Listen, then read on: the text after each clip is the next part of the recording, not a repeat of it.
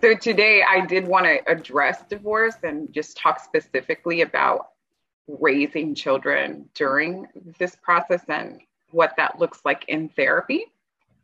And, I want to give you a look at how my approach has been successful in the past. So I wanted to give some tips on how the what parents can expect from therapy and what they can do on their own with their children to open up those lines of communication. Yeah, I think that's wonderful. And I recently wrote a book called The Successful Co-Parenting Workbook. And in the book, I give folks some tools on how to best support their kids. But I feel like you have hands-on experience working with the kids in the midst of the process, and you see what works and what doesn't work. So that's going to be so helpful to our listeners. Yeah, I think my experience being within the home as the events occur really have given me that, that ground zero experience, what it is that is really affecting each child in the home. And so, yeah, I'm excited to be able to share that with parents now. Okay, great. So let's start with what you feel are some of the issues that you see, common themes that maybe you see with kids that are dealing with divorce. So I definitely see the behavior deregulation being more prominent in ages 7 to 14, right? As the younger they are, they may not know what's going on and they may be kind of detached from what's going on. Adolescence, like later adolescenthood, it's a period of a little bit of narcissism, rightfully so, right? Because they're just identifying who they are and they're exploring, who they're going to be. And they're kind of like detached from parent issues. And so it's that period from 7 to 14 years of age where you really can start seeing conflicted behaviors. They're so good at communicating what they're feeling, but sometimes it's just behaviors, right? They're not going to tell you I'm angry. They're going to run away, or they're not going to get on the bus, or, they're going to shut down and isolate. This is how they're communicating that they're not feeling unsafe, that they're not feeling heard. Yeah, I will often say kids communicate through behavior. They don't communicate always through words because they don't really have the words always because of brain development. They always have the words to express what they're feeling. And it's kind of the parent's responsibility to help them understand what they're feeling. So the first thing that a parent would want to look for is unusual behaviors that are kind of out of the norm. Is that what I'm hearing? Mm-hmm, mm-hmm. Okay. Right.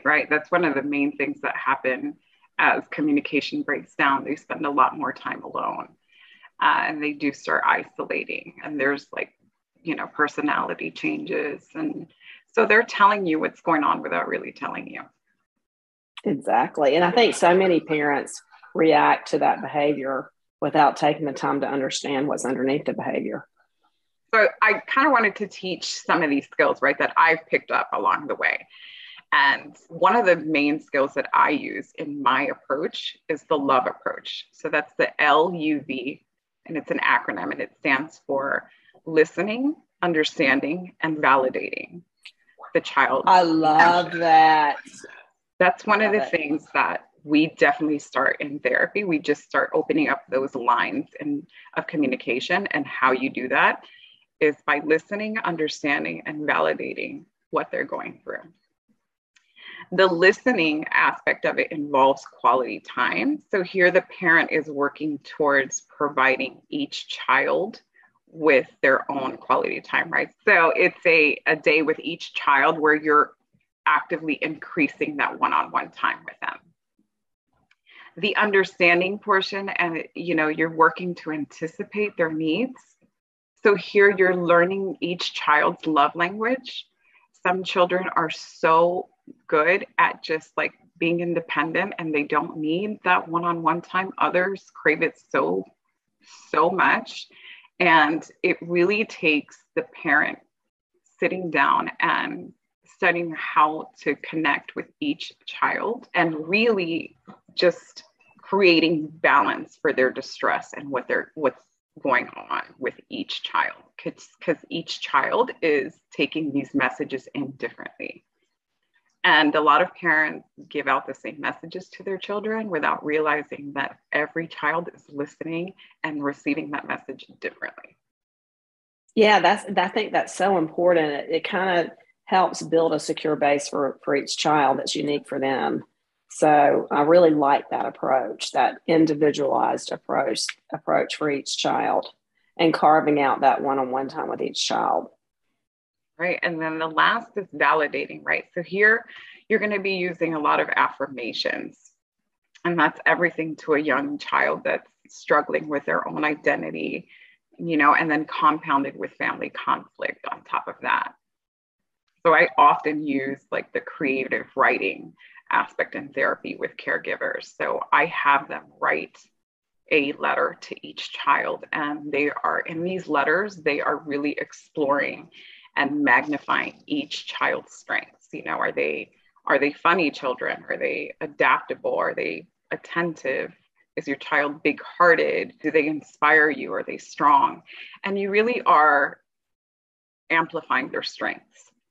And that validation sometimes changes everything. You don't really have to have the answers to everything, but you do have to magnify what they're doing right? It's not always about what they're going or what they're doing wrong. Yeah, I so agree with that. I think parents tend to go, two things I see missteps are, and the intention is good here, but there can be missteps, is trying to fix it for them without skipping the validation and going right into fix it mode, or giving examples of their own lives when they were a child, which can make it feel from the child's perspective that the parent's making it all about them, rather than just sitting with that child in their own emotional experience, and validating the child's feelings in that way. Right. And you did mention that empathy in your book, and it's so important. And I really love chapter 4. I really spent a lot of time on chapter 4.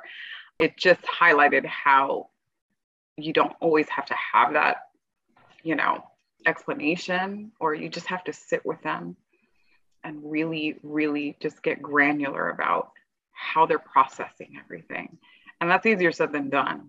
But I think that's where the most of the work in therapy goes. It becomes an innate ability that you do, and checking in with them every day.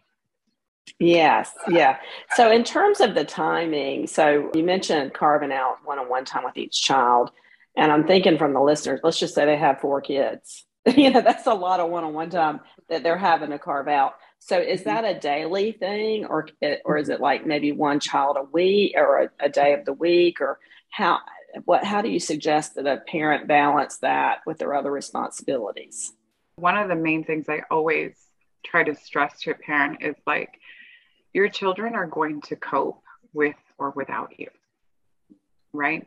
They're going to find a way to get through the day with or without you.